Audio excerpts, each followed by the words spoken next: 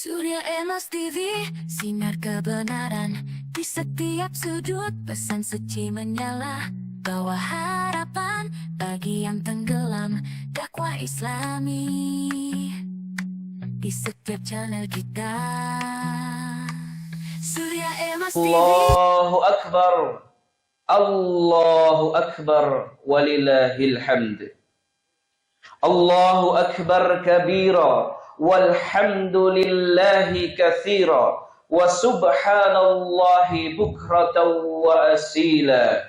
La ilaha illallah, Allahu Akbar, Allahu Akbar, walillahil hamd. Alhamdulillahi hamdan katsiran tayyiban mubarakan fih. Alhamdulillahi haqqa hamdih, wa syukru lillahi haqqa syukrih, wa la hawla wa la quwwata illa billahil aliyyil azim. Ashhadu an la ilaha illallah syahadatan addakhiruha liyawma liqa'ih, yawma la yanfa'u malun wala banun illa man atallaha biqalbin salim. Wa ashhadu anna wa maulana wa habibana wa qurrata a'yunina wa mu'allimana wa mujahidana wa murabbina Muhammadan abduhu wa rasuluh arsalnahu rahmatan lil alamin faballagha risalah wa addal amanah wa nasahal ummah wa jahada fillahi haqqa jihadih hatta qala Allah ta'ala innallaha wa malaikatahu yusalluna 'alan nabi ya ayyuhalladzina amanu sallu 'alaihi wa sallimu taslima. Allahumma salli wa sallim wa barik ala hadha nabiyyina Muhammad sallallahu alaihi wasallam. Amma ba'd, faya ibadallah usin nafsi wa iyyakum bitaqwallah. Faqad fazal muttaqun fala tamutunna illa wa antum muslimun. Wahai orang-orang Islam yang hadir pada pagi hari ini, marilah kita bersama senantiasa pada pagi hari ini meningkatkan ketakwaan kita kepada Allah Subhanahu wa taala. Faqad fazal muttaqun, karena nantinya yang akan mendapatkan kemenangan yang besar dari Allah Subhanahu wa taala adalah orang-orang yang bertakwa. Fala tamutunna illa wa antum muslimun. Maka dari itu jangan sampai kita sekali-kali mati kecuali dalam kondisi sebagai seorang muslim. Kama qala Allah Ta'ala, ya ayyuhalladzina amanu ittaqullaha haqqa tuqatih wa la tamutunna illa wa antum muslimun. Wa qala fil ayatil ukhra, ya ayyuhan nas ittaqu rabbakumul ladzi khalaqakum min nafsin wahidah wa khalaqa minha zawjaha wa batha minhuma rijalan katsiran wan nisaa wattaqullaha alladzi tasaaluna bihi wal arham innallaha kana 'alaikum raqiba. Wa qala fil ayatil ukhra, ya ayyuhalladzina amanu taqullaha wa qulu qawlan sadida yuslih lakum a'malakum wa yaghfir lakum dhunubakum wa may yuti'illah war rasulah faqad faza fawzan 'azima. Allahu akbar walillahil hamd. Ma'asyiral muslimin, jamaah salat Id rahimani wa rahimakumullah. Tatkala hari raya Idul Adha tiba, maka kita sebagai kaum muslimin berbondong-bondong untuk melaksanakan ibadah kurban. Bagi yang kemudian mampu atau memiliki kemampuan untuk membeli hewan sesembelihan terbaik, maka ia tunaikan pula pada hari ini. Namun bagi di antara kita yang belum memiliki kemampuan untuk membeli hewan kurban, maka hendaknya alangkah baiknya pada pagi hari ini kita yang belum mampu untuk membeli hewan kurban, kita sedekahkan waktu kita, pikiran kita, tenaga kita untuk membantu proses penyembelihan dan pembagian serta kemudian pendistribusian daging kurban. Janganlah kemudian kita sudah tidak mampu untuk membeli hewan kurban dan juga kita tidak mau untuk membantu dalam prosesi penyembelihan hingga pembagian hewan kurban. Allahu Akbar, Allahu Akbar. Itulah keberkahan yang kita dapati pada hari raya Idul Adha ini. Di pagi hari raya ini, kita benar-benar diuji oleh Allah Subhanahu wa Ta'ala. Bagaimana kita bisa memberikan apapun yang kita miliki kepada orang lain dengan ikhlas. Ikhlas tanpa syarat, ikhlas tanpa tapi-tapi, dan ikhlas tanpa iming-iming duniawi. Maka seperti itulah tauladan yang diajarkan oleh Nabi Ibrahim alaihissalam ketika beliau diperintahkan oleh Allah Subhanahu wa Ta'ala untuk merelakan sesuatu yang sangat ia cintai, bahkan yang ia sangat nanti-nanti, bahkan hingga puluhan tahun lamanya, yaitu adalah Ismail alaihissalam, putra yang telah ia nanti lebih dari 80 tahun. Namun ketika Allah Subhanahu wa Ta'ala menurunkan perintah untuk menyembelih putranya sendiri, maka dengan keimanan dan ketakwaan beliau tetap melaksanakan perintah tersebut. Namun karena keikhlasan dan keridhaan dari Nabi Ibrahim alaihissalam dan juga putranya Ismail alaihissalam, maka kemudian Allah ganti yang hendak disembelih adalah putranya sendiri, namun kemudian Allah ganti menjadi seekor domba putih yang sangat besar, dan Ismail alaihissalam diselamatkan dari penyembelihan itu. Allahu Akbar, Allahu Akbar, walillahil hamd. Banyak keteladanan yang bisa kita ambil dari sejarah kehidupan Nabi Ibrahim alaihissalam ini.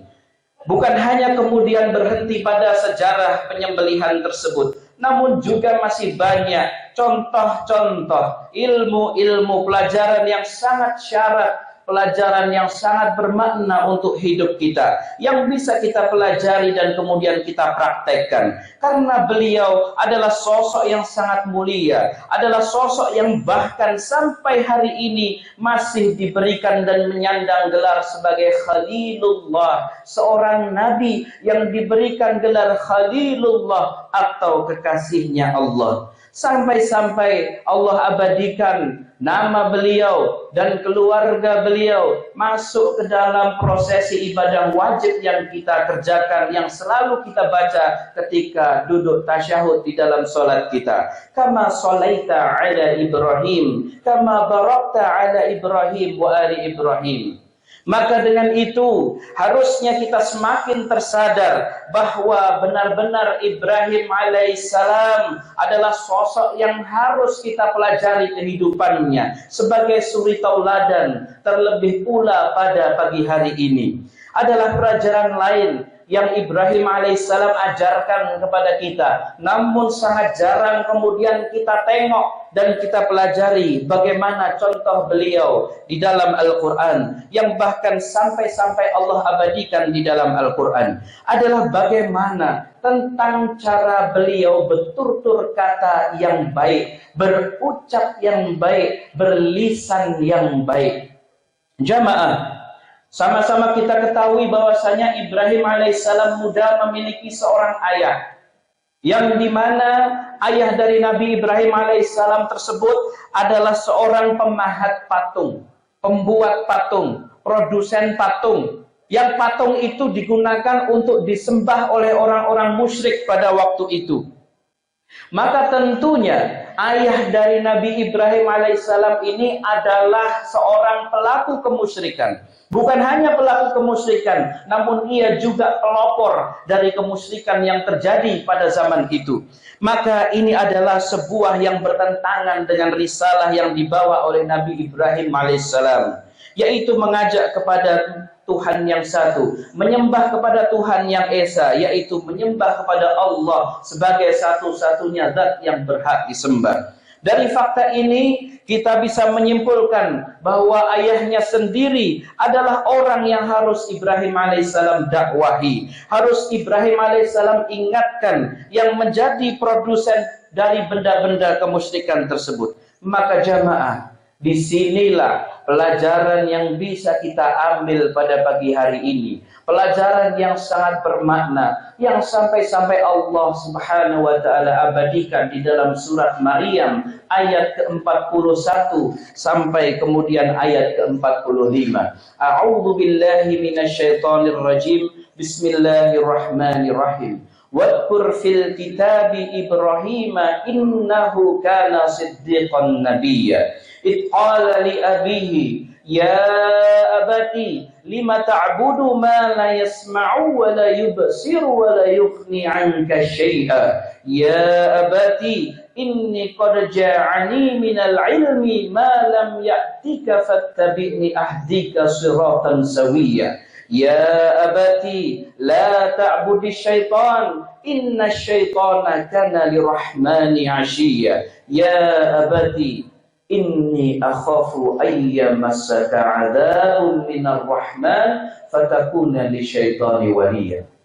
Allah Subhanahu wa Ta'ala memerintahkan kepada nabi kita Nabi Muhammad sallallahu alaihi wasallam untuk menceritakan kisah beliau Nabi Ibrahim alaihissalam yang kemudian ada di dalam surat Maryam ayat ke-41 hingga ke-45 ini, yaitu tentang bagaimana beliau adalah siddiqin nabiyya, seorang yang dapat atau mencintai kebenaran dan seorang nabi.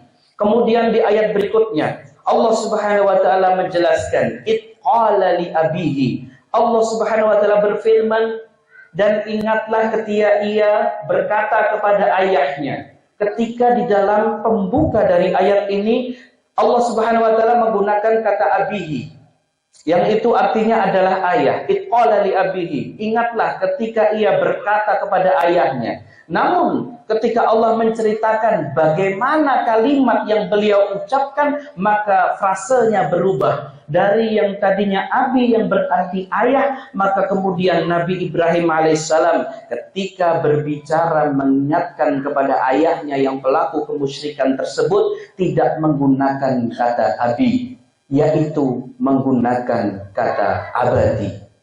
Di dalam bahasa Arab, kata abadi ini juga artinya adalah ayah.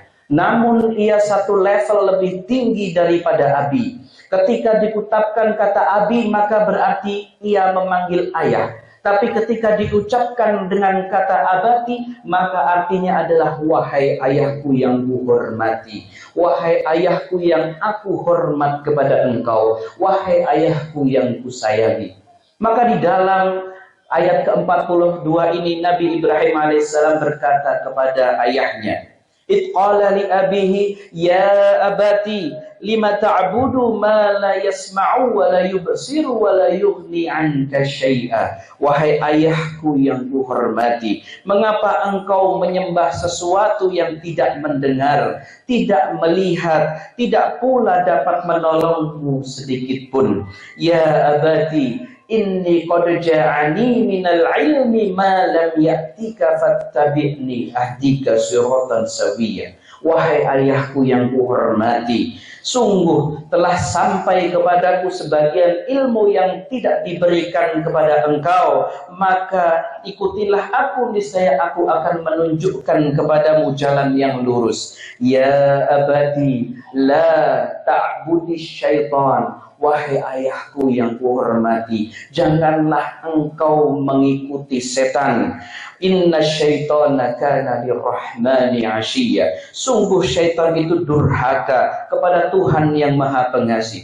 Ya abadi. Bahkan sampai di kalimat terakhir yang beliau ucapkan, tepat sebelum Nabi Ibrahim kemudian diusir oleh ayahnya sendiri, Nabi Ibrahim masih menggunakan kata ya abadi, wahai ayahku yang kuhormati, inni akhafu ayyamassaka adzab. Aku sungguh khawatir engkau akan ditimpa azab minar rahman, dari Tuhan yang maha pengasih, fatakuna lisyaitani waliya, maka kemudian engkau menjadi pengikut atau teman dari syaitan. Allahu akbar walillahil hamd. Ma'asyiral muslimin jamaah salat Id rahimani wa rahimakumullah.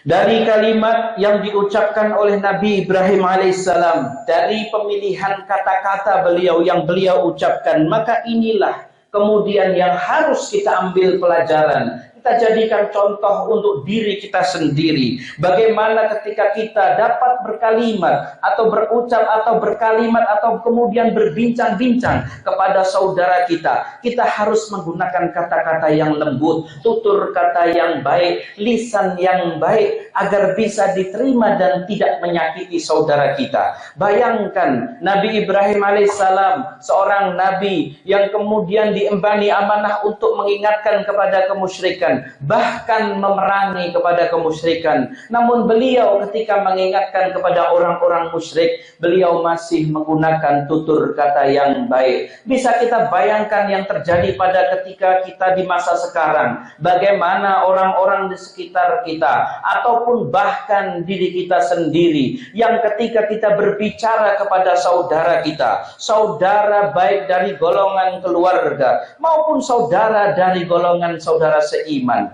tidak mungkin dan tidak pantas ketika kita mengingatkan mereka tentang khilafiyah, tentang keperbedaan cara pandang mengambil dalil maupun mengambil rujukan dalam beragama, menggunakan kata-kata yang kasar, menggunakan kata-kata yang keras, bahkan mengkafir-kafirkan saudara sendiri. Maka ini sangat bertentangan dengan apa yang kemudian diajarkan oleh Nabi Ibrahim alaihissalam. Bisa kemudian kita pikir dengan otak kita sendiri, bisa kita kemudian kita rasakan dengan hati kita sendiri. Ada di antara saudara-saudara kita yang tidak bisa menerima perbedaan, yang tidak bisa menerima khilafiyah yang sudah terjadi sejak zaman ketika Rasulullah SAW meninggal. Maka kemudian ini, hari ini menjadi pengingat bagi kita semua, menjadi suri tauladan untuk kita bagaimana beliau SAW, seorang Nabi Rasulullah Muhammad, cucu dari Nabi Ibrahim alaihissalam, ketika mengingatkan orang-orang kafir pun juga dengan tutur kata yang halus dan lembut.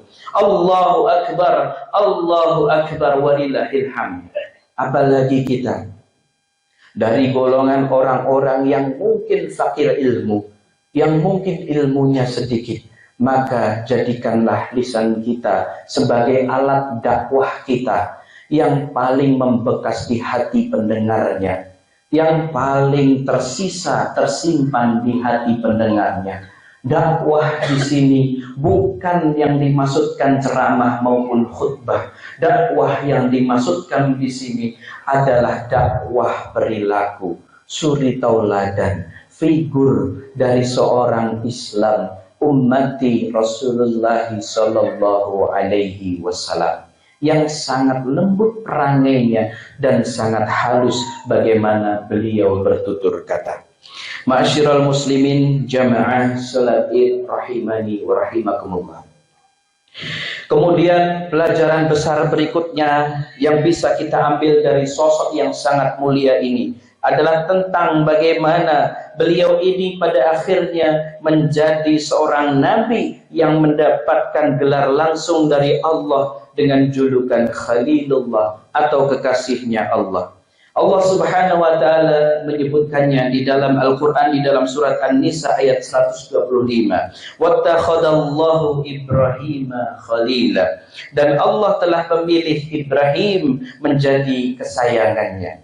Jamaah, gelar ini adalah sebuah gelar anugerah dari Allah Subhanahu wa taala yang diberikan kepada Nabi Ibrahim alaihissalam karena beberapa penyebab dan alasan. menurut Imam Ibnu Katsir dalam kitab tafsirnya adalah Nabi Ibrahim alaihissalam ini mendapatkan gelar tertinggi atau mencapai derajat khullah, satu derajat dengan mahabbah yang paling tinggi, dan itu tidak lain dan tidak bukan disebabkan karena banyaknya ketakwaan beliau alaihissalam kepada Allah Subhanahu wa taala.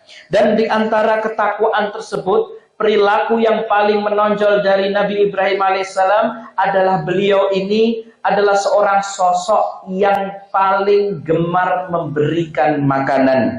Maka kemudian ini adalah sifat yang paling dikenang dari Nabi Ibrahim alaihissalam. Bahkan saking gemarnya beliau memberikan makanan, sampai-sampai beliau itu setiap hendak makan, baik itu makan pagi, makan siang, atau makan malam, maka beliau membuka pintu rumahnya, melihat ada siapa yang di depan, ada siapa yang melintas di depan pintu rumahnya, maka beliau kemudian ajak untuk makan. Dan dalam beberapa riwayat disebutkan, bahkan ketika beliau tidak menemui ada orang di depan rumah beliau, bahkan beliau rela sampai berjalan sekian mil atau sekian kilometer hanya untuk mencari teman untuk makan bersama di rumah beliau alaihissalam.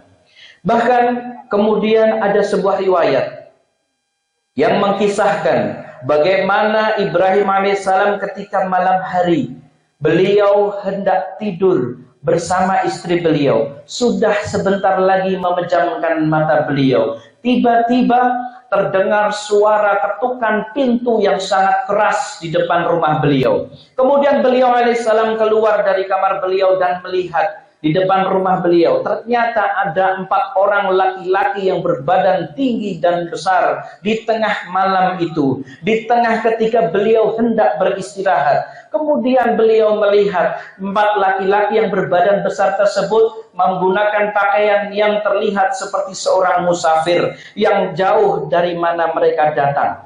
Kemudian beliau bukakan pintu rumah beliau dan beliau persilahkan ke-4 orang ini untuk masuk. Dan setelah itu tanpa berbasa-basi, tidak dengan menanyai siapa mereka, dari mana mereka berasal, apa tujuan mereka kemudian datang di malam hari, tanpa melakukan hal tersebut, beliau langsung bergegas menuju belakang rumah. Beliau berkata kepada istrinya bahwa ada 4 orang laki-laki yang datang dan beliau hendak menjamu mereka. Tanpa berbasa-basi kemudian beliau membuka pintu rumah belakang beliau, berjalan menuju kandang sapi beliau dan mengambil 1 ekor anak sapi dan kemudian beliau sembelih sendiri pada malam hari itu. Beliau potong-potong sendiri dan kemudian beliau panggang sendiri, dimasak sendiri pada malam hari itu. Sampai kemudian beliau suguhkan kepada 4 orang tamu yang datang dari jauh tersebut. Ketika hidangan sudah siap, kemudian diberikan kepada 4 tamu tersebut. Salah satu dari 4 tamu tersebut kemudian terkejut.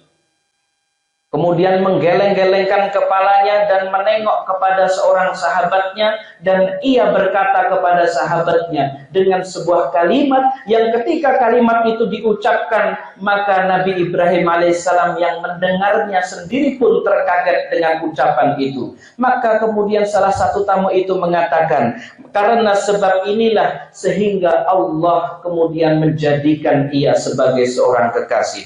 Allahu Akbar, Allahu Akbar walillahil hamd. Maka kemudian setelah mengatakan ini, barulah ke-4 tamu tersebut menjelaskan siapa mereka dan apa tujuan mereka. Maka ke-4 tamu tersebut adalah Jibril alaihissalam, Mikail alaihissalam, Israfil alaihissalam, dan Rafa'il alaihissalam. Ke-4 malaikat yang menjelma menjadi 4 orang laki-laki yang diutus oleh Allah untuk mendatangi Ibrahim alaihissalam, menyampaikan kabar gembira dan hendak melanjutkan perjalanan mereka menuju umatnya kaum Nabi Lut. Inilah kemudian kisah di balik turunnya surat Hud ayat 69 sampai 73 yang dijelaskan oleh Al-Imam Ibnu Katsir di dalam kitab tafsirnya jilid ke-5 di dalam halaman ke-480. Bahkan dari kisah inilah kemudian Rasulullah SAW kemudian menjadi penasaran dan beliau bertanya kepada Jibril alaihissalam. Qala Rasulullah SAW, ya Jibril, lima itakhadallahu Ibrahim khalila wahai Jibril, karena apa Allah menjadikan Ibrahim sebagai kekasihnya? Qala, kemudian Jibril menjawab, itta'amihi at-ta'ama ya Rasulullah.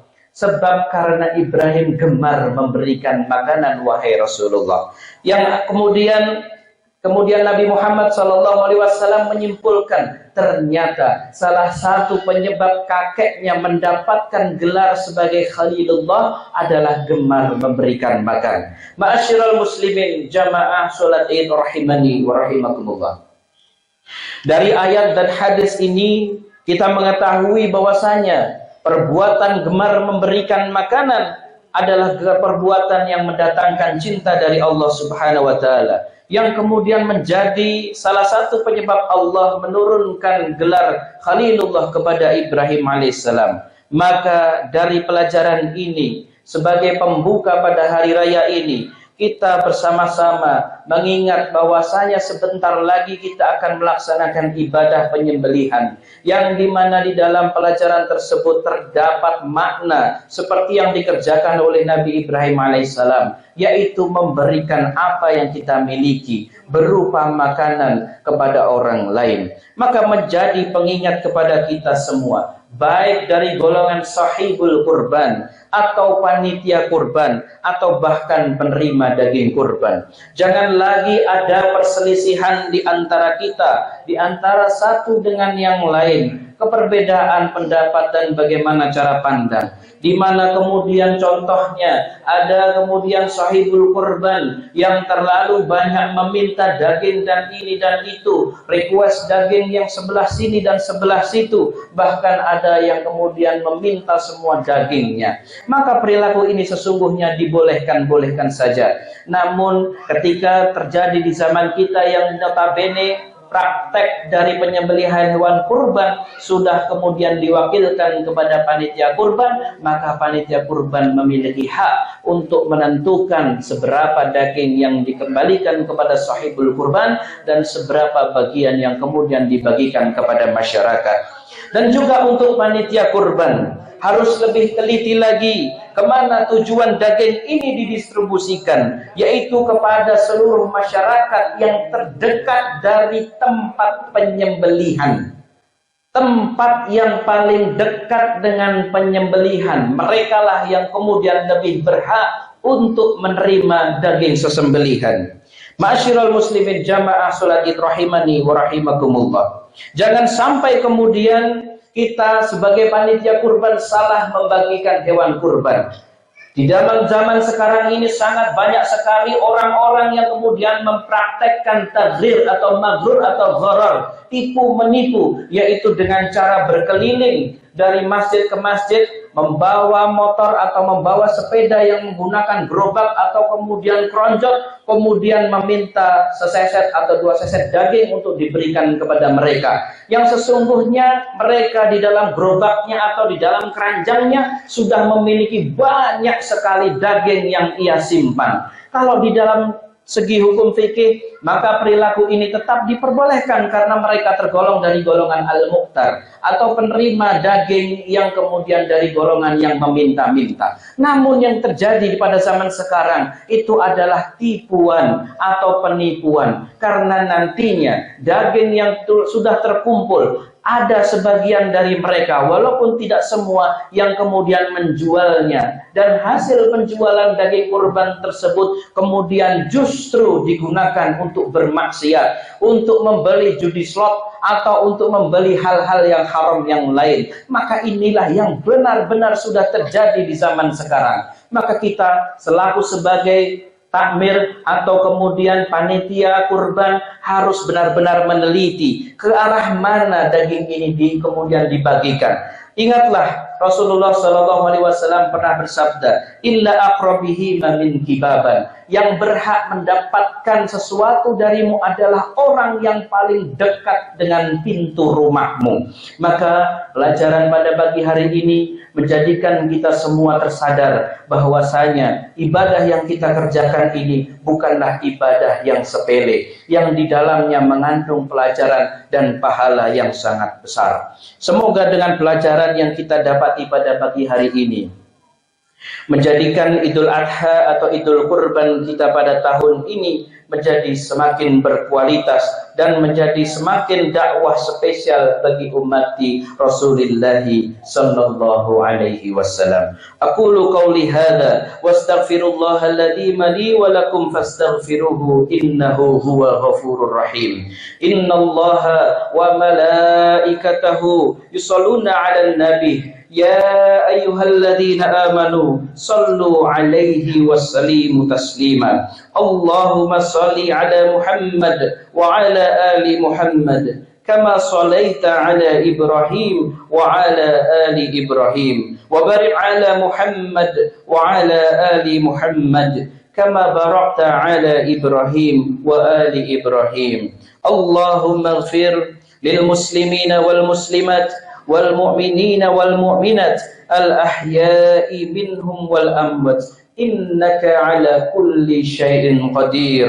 Rabbana zalamna anfusana wa illam taghfir lana wa tarhamna lanakunanna minal khashirin. Rabbana la tuzigh qulubana ba'da idh hadaitana wa hab lana min ladunka rahmah innaka antal wahhab.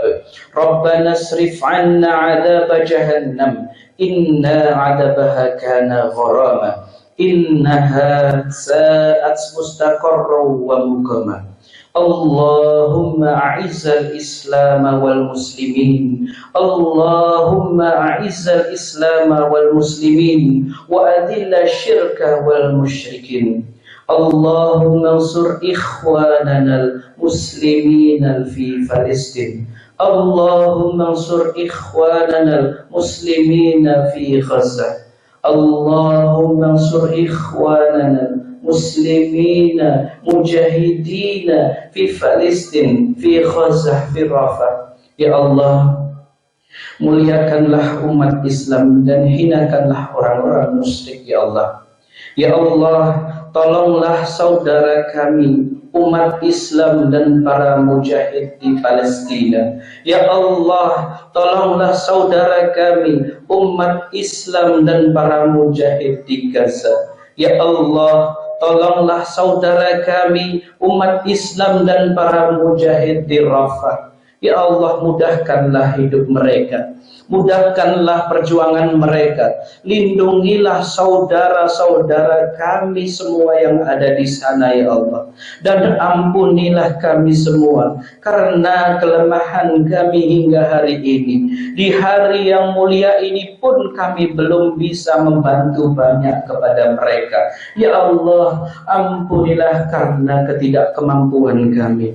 Ya Allah, sadarkanlah saudara-saudara kami yang ada di tanah air ini, yang sampai hari ini mereka masih gemar dan berbangga dengan mengkonsumsi dan membeli barang-barang produk yang mendanai peluru dan bom yang digunakan untuk membunuh saudara-saudara kami di Palestina, yang digunakan untuk membunuh bayi-bayi dan anak-anak kecil di Palestina. Berikanlah kesadaran dan hidayah kepada saudara-saudara kami di tanah air ini yang masih berbuat demikian ya Allah. Ya Allah, saksikanlah.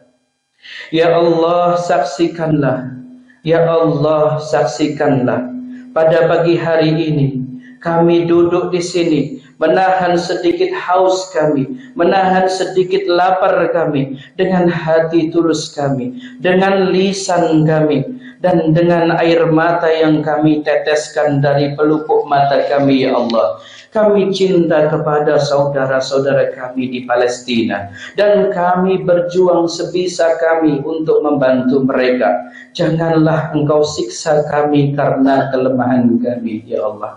Andaikan tanah air kami dan tanah Masjidil Aqsa tidak terpisah oleh lautan, niscaya kaki-kaki para pejuang dan mujahidin dari tanah ini sudah bergegas berlari menuju Masjidil Aqsa untuk meneteskan darah bersama saudara-saudara kami di Palestina ya Allah. Namun apa daya, keterbatasan kami tidak bisa berbuat banyak. Yang bisa kami perbuat hanyalah berdoa kepadamu, bermohon kepadamu agar Engkau selalu melindungi saudara kami yang sangat kami cinta dan rindu kepada mereka, sebagaimana rindunya Rasulmu Muhammad sallallahu alaihi wasallam kepada umatnya, maka kami pun rindu kepada mereka ya Allah. Ya Allah, apabila di masa hidup kami belum mampu menjadi penjuang pembebas Al-Aqsa, maka kami mohon kepadamu ya Allah, setidaknya ketika kami belum mampu, maka jadikanlah di antara keturunan kami, sebagai anak-anak kami, sebagai cucu-cucu kami kelak, yang menjadi orang yang berjihad di medan perang membebaskan Al-Aqsa dan membebaskan serta mengamankan penduduk Palestina ya Allah. Kabulkanlah doa kami, semoga setiap usaha dan tetesan air mata kami menjadi penyebab maunya Engkau mengampuni kami karena kelemahan kami. Rabbana hab lana min azwajina wa dhurriyyatina qurrata a'yunin waj'alna lil muttaqina imama. Rabbana atina fid dunya hasanah wa fil akhirati hasanah wa qina adzaban nar. Nasrun minallahi wa fathun qarib wa basyiril mu'minin fastabiqul khairat. Wassalamu alaikum warahmatullahi wabarakatuh. Emas TV, cahaya di kegelapan, teruskanlah bersinar di ruang digital yang luas dakwah Islami.